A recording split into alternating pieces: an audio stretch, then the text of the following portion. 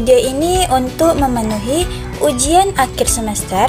Pada mata pelajaran kali ini, saya akan mengambil mata pelajaran IPAS, yaitu Ilmu Pengetahuan Alam dan Sosial, kelas 4, bab 1, Tumbuhan Sumber Kehidupan di Bumi, dengan topik Perkembangbiakan Tumbuhan.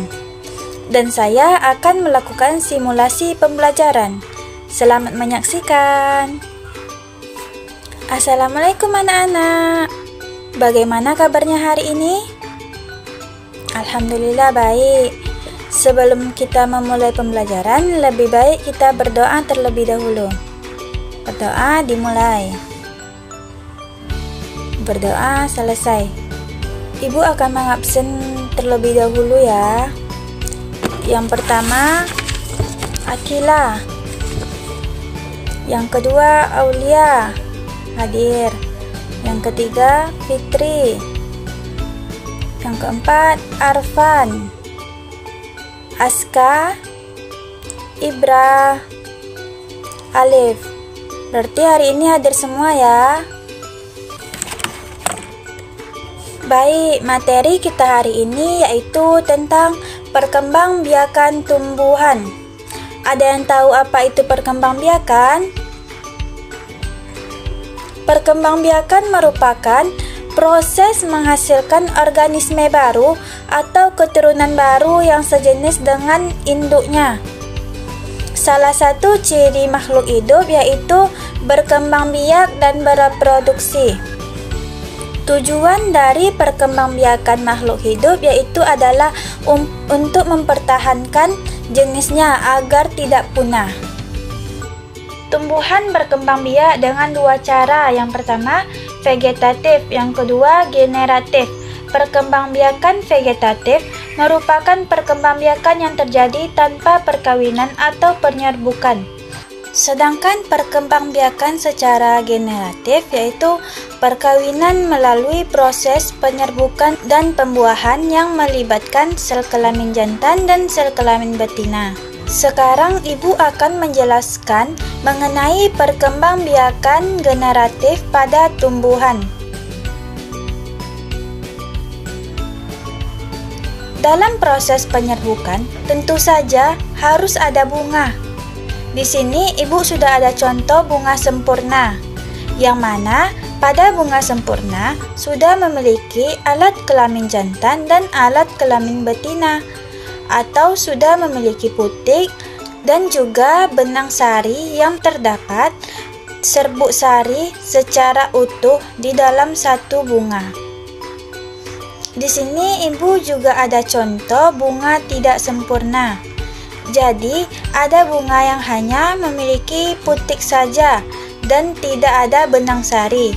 Ini disebut bunga dengan alat kelamin betina. Dan pada bunga yang satunya hanya ada benang sari yang terdapat serbuk sari di dalamnya, namun tidak terdapat putik. Ini dinamakan bunga dengan alat kelamin jantan. Dan dari keduanya itu dapat dikatakan bunga tidak sempurna. Sekarang Ibu akan menjelaskan mengenai bagian-bagian bunga beserta fungsinya. Yang pertama itu ada mahkota bunga. Biasanya mahkota bunga berukuran besar dan berwarna mencolok. Bagian ini berfungsi membantu penyerbukan bunga dengan menarik perhatian para serangga agar hinggap. Tugas mahkota bunga juga melindungi alat reproduksi bunga yaitu putik dan benang sari. Kemudian ada kepala sari. Bagian ini berfungsi untuk menyimpan serbuk sari yang berbentuk seperti debu. Serbuk sari sebagai alat kelamin jantan dalam proses penyerbukan. Kemudian ada benang sari.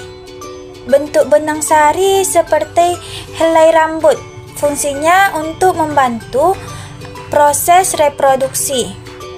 Selanjutnya yaitu ada kepala putik. Bagian ini merupakan alat kelamin betina atau bisa disebut dengan konesium. Kepala putik ini merupakan tempat menempelnya serbuk sari. Pada bagian ini mengandung sel-sel telur untuk bereproduksi. Posisi putik berada di tengah-tengah bunga yang terdiri dari 3 bagian, yaitu stigma atau kepala putik. Yang kedua, tulus atau tangkai putik. Yang ketiga, ovarium atau disebut juga dengan bakal bunga. Yang selanjutnya yaitu ada tangkai putik. Nah, bagian ini merupakan saluran penghubung antara kepala putik dengan ovarium. Selain itu, tangkai putik berfungsi untuk menyanggah kepala putik agar bisa berdiri tegak dan tetap pada posisinya. Bagian ini memiliki tabung serbuk sari yang digunakan untuk membantu proses pembuahan dengan mengantarkan serbuk sari ke bakal bunga. Selanjutnya ada bakal biji, yaitu bakal biji ini biasanya banyak ditemukan pada tumbuhan yang berbiji. Sedangkan pada bunga, biji ini berfungsi melindungi sel telur dan menjadi tempat bertemunya antara sel-sel telur yang akan dibuahi. Bakal biji letaknya di dalam bakal bunga. Dan selanjutnya yang terakhir ada kelopak. Bagian kelopak ini berfungsi sebagai pelindung pucuk bunga dan bagian bunga lainnya dari gangguan luar. Biasanya kelopak bunga berbentuk lonceng atau terompet. Setelah kita mengetahui bagian-bagian bunga, sekarang kita membahas penyerbukan. Anak-anak ibu, ada yang tahu apa itu penyerbukan? Penyerbukan atau polinasi adalah bertemunya sel jantan dan sel betina untuk menghasilkan pembuahan. Pada tumbuhan berbunga, yaitu jatuhnya benang sari ke kepala putik. Adapun jenis penyerbukan terbagi menjadi 4. Yang pertama, penyerbukan sendiri, yaitu terjadinya pada bunga sempurna atau bunga yang memiliki putik dan benang sari. Yang kedua, kemudian ada penyerbukan tetangga, yaitu terjadinya pada satu tanaman namun berbeda cabang. Yang ketiga, kemudian ada penyerbukan silang. Penyerbukan ini terjadi pada tanaman yang berbeda namun masih sejenis. Kemudian yang terakhir, penyerbukan bastar. Ini terjadi pada tanaman yang berbeda. Contohnya pada bunga mawar merah ke bunga mawar putih. Dalam proses penyerbukan tentu saja membutuhkan bantuan. Selain dengan bantuan angin dan manusia, juga membutuhkan bantuan dari serangga. Penyerbukan dengan bantuan serangga ini memiliki kesuksesan yang lebih tinggi.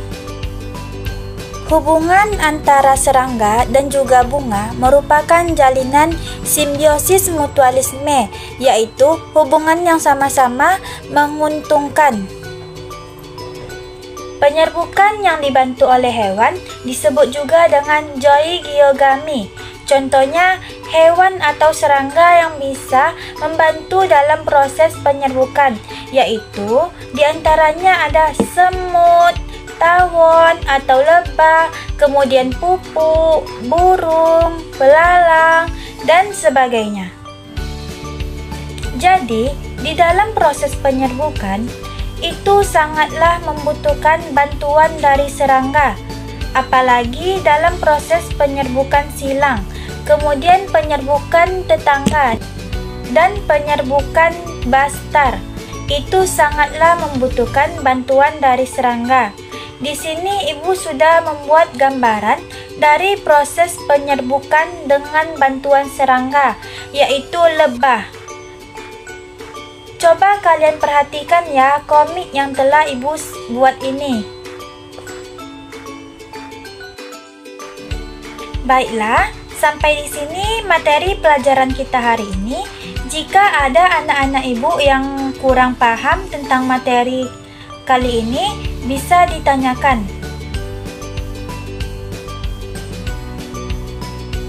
Berarti anak-anak ibu sudah paham ya tentang materi perkembangbiakan tumbuhan. Mungkin sampai di sini pembelajaran kita hari ini. Lebih dan kurang ibu mohon maaf. Assalamualaikum warahmatullahi wabarakatuh.